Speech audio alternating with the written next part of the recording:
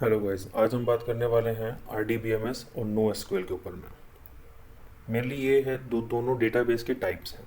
वैसे डेटाबेस के टाइप बहुत सारे होते हैं, पर मेनली अभी हम लोग RDBMS और नो एसक्यूएल के बारे में पढ़ेंगे इसमें कि एक्चुअली में ये RDBMS क्या है और नो एसक्यूएल क्या है।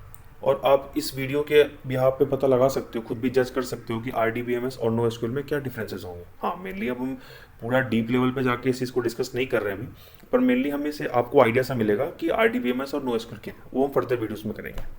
तो RDBMS और नो एसक्यूएल ये दोनों डिपेंड करते हैं हमारे दो अलग अलग टेक्निक के ऊपर में, एम्बेडेड और रेफरेंसिंग, जो भी डेटाबेस टाइप होती है।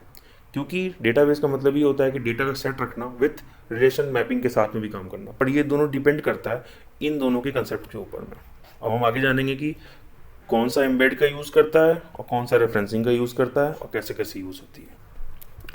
तो मेनली क्या है कि एग्जांपल लेते हैं, हमारे पास एक रिलेशन का एग्जांपल से पहले मैं कहूँगा कि इसका स्ट्रक्चर क्या होता है रिलेशन का, मैं जानने की कोशिश करता हूँ। बेसिकली हम MySQL का एग्जांपल लेंगे क्योंकि बहुत पॉपुलर रहेगी। उसका एग्जांपल लेते हैं। उसके एग्जांपल में ये है कि ये एक टेबुलर स्ट्रक्चर को फॉर्मेट फॉलो करता है। रिलेशन डेटा का मीन्स टेबुलर मीन्स सारा डेटा टेबल के फॉर्मेट में होगा, मेनली कि रो और कॉलम वाइज। इसे हम कहते हैं रो, ये होता है कॉलम। तो ये हमारा रो होता है, सारे रो होते हैं। तो डेटा कैसे इसमें होती है, मेनली ये कि इसमें जो RDBMS होती है ये बहुत स्ट्रिक्टली डेटा टाइप फॉलो करता है। मेनली कि जो हमारे पास जो सेल होगी, हम टेबल में इसको सेल कहते हैं, इन सबको सारे सेल ही होती है। सेल का अपना डेटा टाइप डिफाइंड होगा, लाइक एज लेते हैं स्ट्रिंग, मीन्स हमें इसे वैरकर कहते हैं, और इनकी भी लेंथ डिफाइंड होती है कि कितनी रखनी है। बाय डिफ़ॉल्ट 255 हम लोग रखते हैं इसमें, और भी चाहो तो मैक्सिमम कर सकते हो, आपका वो डिपेंड करता है। इंटीजर होता है, इंटीजर के भी टाइप होते हैं कि 32 है, 64 है, किस तरह से हमें लेंथ डिफाइन करनी है। लाइक एज जो लैंग्वेज में हम लोग स्ट्रिक्टली टाइप लैंग्वेज में लॉन्ग, शॉर्ट और इस बाइट का इस्तेमाल करते हैं। और इसके अंदर में हमारे पास बूलियन भी होता है, मतलब कि जो 1 बिट वैल्यू के हिसाब से ट्रू फॉल्स की वैल्यू रखता है, ट्रू और फॉल्स की वैल्यू रखता है, इसमें बूलियन रखते हैं। डेट टाइप होती है और वगैरह से और भी चीज़ें होती हैं, पर अभी हम सारे का डिस्कस नहीं कर रहे हैं, वो आपको अच्छे से डॉक्यूमेंटेशन में पता चल जाएगा। तो मेनली हम ये कहना चाहते हैं कि सारा इसमें जो सेल होती है वो स्ट्रिक्टली डिफाइंड होती है, मतलब कॉलम, सेल नहीं कहूँगा, एज ए कॉलम कहूँगा इसको, क्योंकि कॉलम में सारे एक ही डेटा डिफाइंड होगा ना कि इंटीजर तो सारे इंटीजर ही स्टोर हों, अगर वेरिएबल सारे वेरिएबल स्टोर हों, हम किसी को डायनेमिकली बदल नहीं सकते। बदलने के लिए पूरे कॉलम का हमें डेटा टाइप बदलना पड़ेगा। तो इस तरह से होता है। तो इससे पहले एक एग्जांपल लेते हैं कि किस तरह से काम करता है। तो मान लेते हैं कि एग्जांपल एक पर्सन है, उसका अपना नेम है, नेम एक्स है, उसकी एज है 23 है, उसका एक अपना एड्रेस है। पर एड्रेस क्या है, एड्रेस 1 भी हो सकती है, एड्रेस 2 हो सकती है, मतलब दो अलग अलग हुए। तो मेनली इस चीज़ को हमें कैसे रिलेशनल में अप्रोच करते हैं, इसी से मालूम पड़ेगा कि एम्बेड है कि रेफरेंस है। तो पहली बात कि MySQL जो होती है वो हमेशा रेफरेंसिंग को कंसेप्ट फॉलो करती है। MySQL हो गई चाहे RDBMS हो गया, वो हमेशा रेफरेंसिंग का कंसेप्ट इस्तेमाल करती है, मीन्स रिलेट करेगी। कैसे, ये जो एग्जांपल लिया हमने इसको कैसे बनाएंगे। अब जानते हैं कि RDBMS पे काम कैसे होता है। तो RDBMS के काम का पहले हम ये समझते हैं कि अब हम एग्जांपल लेते हैं as a basis of MySQL के टर्म में। क्या होगा कि मानते हैं एक पर्सन है, उसका अपना नेम होगा, नेम एक्स है, उसकी अपनी एज होगी, उसका एड्रेस होगा। तो एड्रेस 1 भी हो सकता है, एड्रेस 2, दो एड्रेस हो सकते हैं। तो ये पॉइंट आता है हमारा रेफरेंसिंग का। और लास्ट पेज में जैसे मैंने बताया कि जो हमारे पास में एसक्यूएल डेटाबेस टाइप की जो टेक्निक होती है RDBMS की, वो कभी भी एम्बेडेड का कंसेप्ट फॉलो नहीं करती। क्यों? क्योंकि इसलिए नहीं करती क्योंकि हम उसमें एज ए टेबल इंसर्ट नहीं करा सकते उस सेल में।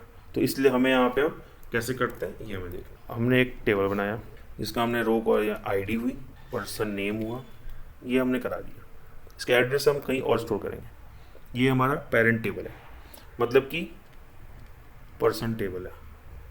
ये किसको पॉइंट करेगा, एड्रेस वाले टेबल को। इसमें क्या होगी, ID होगी, जो कि एड्रेस ID होगी। यहाँ पे एड्रेस फिल कर देंगे और यहाँ पे पर्सन की ID आ जाएगी, क्योंकि इसी की बेसिस पे हम पॉइंट कर सकेंगे ना कि ये पर्सन है, इसकी ID ये है। तो हम एक इंसर्ट करते हैं डेटा, पर्सन का नाम क्या था एक्स, चलो एक एज का भी रख ही लेते हैं। अब जो आईडी हुई, इसकी आईडी 1 बनी, ये ऑटो जनरेट आईडी होगी। अब क्या होगी, ये जो हमारे पास में एड्रेस हुआ तो एड्रेस 1 भर दिया हमने, और पर्सन की आईडी, ये वाली आईडी अब इधर पे आके पॉइंट करेगी, मीन्स यहाँ 1 हो गई। फिर हमने एक और इंसर्ट किया डेटा, 2 हो गई, एड्रेस 2 हो गई, आईडी 1 हो गई। तो ये जो हमारे पास जो कॉलम है, ये हमारा बता रहा है कि रिलेट कहाँ करो इस टेबल। जब हम इस टेबल से डेटा लाने की कोशिश करेंगे तो हम ज्वाइन करके लाएंगे with the help of join method. Join एक तरह का कंसेप्ट है जो कि टेबल्स को कंबाइन करने में मदद करता है, रिलेटेड टेबल को। तो जब हम इस डेटा को फेच करके लाएंगे तो इस डेटा को ऑटोमेटिकली, अगर हम ज्वाइन से लाएंगे तो ये डेटा अपने आप ही समझेगा कि इस टेबल में पॉइंट थी, तो इधर से मुझे फिल्टर करके ये दोनों डेटा लगे हो जहाँ तक मुझे मिलता जाए। ये आई मतलब कि 1 है तो इसकी एड्रेस तो कुछ ऐसे बन जाएगा, एड्रेस आ गई, उसके दोनों एड्रेस आ गए, सॉरी पर्सन आ गया, उसका अपना एड्रेस आ गया। तो कुछ इस तरह से रिलेशनल डेटाबेस में काम होता है। अब जानते हैं NoSQL के बारे में, और मेनली MongoDB बहुत पॉपुलर इसके लिए यूज़ होता है। इसमें हम लोग यूज़ करते हैं जेसन बेस्ड स्ट्रक्चर। ये क्या होती है, इसको बोलते हैं जावास्क्रिप्ट ऑब्जेक्ट नोटेशन। थोड़ा सा मैं इसको बता देता हूँ आपको कि आइडिया मिल जाएगा कि क्या होता है ये। मेनली क्या होता है कि जावास्क्रिप्ट ऑब्जेक्ट नोटेशन, जावास्क्रिप्ट में ऐसा ऑब्जेक्ट होता है जो कि लूजली होता है, लूजली टाइप होता है। लूजली टाइप का मतलब क्या होता है, ये टर्म का मतलब ये होता है कि डेटा टाइप जो हम डिफाइन करेंगे, मीन्स ये डेटा टाइप इंडिपेंडेंट होता है। हम ऐसा नहीं कह सकते डेटा टाइप ये इंडिपेंडेंट होता है, इंटरनली ये सारा डेटा टाइप बनाएगा, पर ये सारा काम डायनेमिकली होता है। लाइक एज एग्जांपल लेके देखते हैं कि किस तरह दिखता है ये। जैसे हम लोग, ये मैं सिंटैक्स यूज़ कर रहा हूँ जावास्क्रिप्ट का, क्योंकि जावास्क्रिप्ट ऑब्जेक्ट से नाम से क्लियर है, सो मैं इसलिए दे रहा हूँ। इसमें क्या होता है, ओपनिंग ब्रेसेस होती है और एक क्लोजिंग ब्रेसेस होती है। इसमें होती है, जैसे नेम लेते हैं, एक एज लेते हैं, तो यहाँ पे हम देखें कि ये इस टाइप का स्ट्रक्चर होता है। इसका मतलब ये होता है कि ये एक ओपनिंग ब्रेसेस है जो डिफाइन करता है कि हम एक ऑब्जेक्ट डिफाइन कर रहे हैं, ठीक है। वैसे अदर लैंग्वेजेस में अलग अलग टाइप का इम्प्लीमेंटेशन है, पर मैं जावास्क्रिप्ट का पहले एग्जांपल ले रहा हूँ, इसलिए मैं बता रहा हूँ कि इस तरह से कुछ होता है ये। और जनरली आपको इस NoSQL में आपको इसी टाइप के फॉर्मेट में आपको देखने को मिलेगा स्ट्रक्चर, जो ये आपको एज ए डेटा रिप्रेजेंटेशन होगी NoSQL में। तो इसका मतलब क्या होता है इसके अंदर में, ये हमारे पास होता है की, इसको बोलते हैं वैल्यू, और ये बीच का जो पार्ट होता है, कोलोन जो होता है, इसे बोलते हैं कि सेपरेटर टाइप का होता है, यूज़ करता है कि डिफाइन करता है कि की एक अलग सेक्शन में है और वैल्यू एक अलग सेक्शन में है। तो अब यहाँ क्या हुआ कि जैसे मैंने की ऑब्जेक्ट में ए भी डिफाइन कर दिया स्ट्रिंग में, और ये डिफाइन कर दिया हमने इंटीजर में, और ये हमने डिफाइन कर दिया एरे में, और एरे के हमने अंदर डिफाइन कर दिया ऑब्जेक्ट जो सेम एक तरह का, ये भी एक तरह का ऑब्जेक्ट है, और ये हमने यहाँ नीचे डिफाइन कर दिया बूलियन। इस तरह से कुछ हम डेटा जेसन में काम करते हैं। इसमें ये होता है कि हमारे पास डेटा इंडिपेंडेंट और डेटा इंडिपेंडेंट नहीं, डेटा टाइप इंडिपेंडेंट होता है, और ये डायनेमिकली असाइन हो सकते हैं। तो ये ऐसा नहीं कि हम लोग इसे अभी डिफाइन कर दें तो बाद में इसमें चेंज नहीं आ सकता। हम लोग इसमें रन टाइम पे भी हम लोग डेटा टाइप इसका चेंज कर सकते हैं, कोई दिक्कत नहीं आती, और हमें कास्टिंग करने की जरूरत नहीं पड़ती, हमें जावास्क्रिप्ट के अंदर में ऑटोमेटिकली ये कास्ट कर देता है।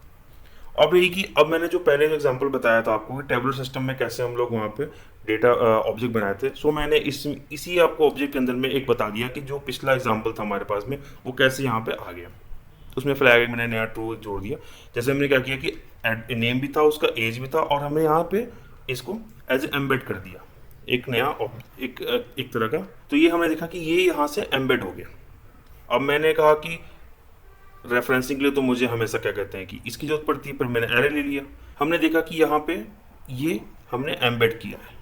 मेरे टर्म एम्बेड के बोलने का मतलब क्या हुआ कि जो ये MongoDB होता है NoSQL, वो एम्बेड को सपोर्ट करता है। मीन्स कि हम डायरेक्टली किसी की में अगर हमारे पास डिफरेंट चल रही है, अगर यहाँ पे स्ट्रिंग है कि हम यहाँ पे चाहें तो एक एम्बेडेड रेफरेंस्ड ऑब्जेक्ट सपोर्ट करा सकते हैं। एक्चुअली में ये रेफरेंस्ड ही होता है, ये एक तरह का, ये तो डेटा हो गया कि इंसर्ट हो गया, पर ये एक्चुअली रेफरेंस्ड होता है हमारे पास में।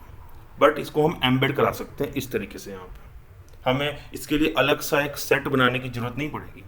हाँ, अगर आपको इसको बनाना है सेट में तो आप अलग सा एक स्कीमा डिफाइन कर लो या सेट डिफाइन कर लो। उसके अंदर में एड्रेस बना लो, एड्रेस में नाम दे करके एड्रेस 1 दे दिया, फिर उसके अंदर में एक और सेट बना लिया, फिर एड्रेस 2 कर दिया। इस तरह से हमने कुछ बना करके, अब चाहो तो इनकी आईडी तो होगी अपनी, एड्रेस आईडी होगी, इसकी भी एड्रेस आईडी होगी। तो इन आईडी में और इसकी जो आईडी होगी, आप जो ऑब्जेक्ट की जो पर्सन की आईडी होगी उसको आप इसके अंदर इंसर्ट करा के ज्वाइन ना यूज करके आप यहाँ पे हम लोग लुकअप का इस्तेमाल करते हैं। लुकअप एक तरह का क्या है कि दो अलग अलग सेट को कंबाइन करने में हेल्प करता है एज ए ज्वाइन, पर ये हमारा अनस्ट्रक्चर्ड डेटा के लिए यूज होता है, तो इसीलिए हम लोग NoSQL में लुकअप का इस्तेमाल करते हैं। तो आपको समझ में आया होगा कि क्या मेजरली हमें एम्बेड का और एक तरह से रेफरेंस का मतलब है RDBMS और NoSQL में। इससे आपको एक मेन डिफरेंस पता चला होगा कि NoSQL और MongoDB में क्या एक्चुअल डिफरेंस है, और ये आपको खुद आइडिया लग सकता है कि किन किन चीज़ों का ये प्रॉब्लम को रिजॉल्व कर सकता है ये। तो मेनली अब हम इस चीज़ को टॉपिक को एंड कर रहे हैं। आगे फर्दर हम MongoDB का जब टॉपिक स्टार्ट करूंगा मैं उसमें फर्दर अच्छे से बताऊंगा कि NoSQL और SQL जो है, और या RDBMS कहते हैं उससे किस तरह से ये काफ़ी डिफरेंस है। मैं आपको साथ साथ टॉपिक वाइज मैं डिफरेंस बताता चलूँगा कि आपको भी एज ए अपडेट रहो कि किन किन चीज़ों के फैक्टर के हिसाब से SQL से ये थोड़ा डिफरेंट है ये, और कहाँ कहाँ ये बेटर हो रहा है। तो ठीक, वीडियो को मैं ऐसे एंड कर रहा हूँ। आप अपने अगर वीडियो पसंद आई हो तो इसे लाइक करें, शेयर करें और सब्सक्राइब करें और अपने कमेंट्स जरूर डालें। और हाँ, एक बात और कहना चाहूँगा कि अगर आप और भी डेटा टाइप्स के ऊपर में अगर आप वीडियो चाहते हो तो आप मुझे कमेंट में मुझे मेंशन कर सकते हो, तो मैं उसके ऊपर मैं टॉपिक पे डेटाबेस, मल्टीपल डेटाबेस जो टाइप हमारे पास में है, रिलेशनल के बाद और भी हायरार्की है, ऑब्जेक्ट ओरिएंटेड है, और हमारे पास में नेटवर्क डेटाबेस है, तो इस टाइप के डेटाबेस पे अगर मैं चाहता हूँ कि मैं वीडियो बनाऊँ तो आप मुझे कमेंट में मेंशन कर सकते हैं। Thank you.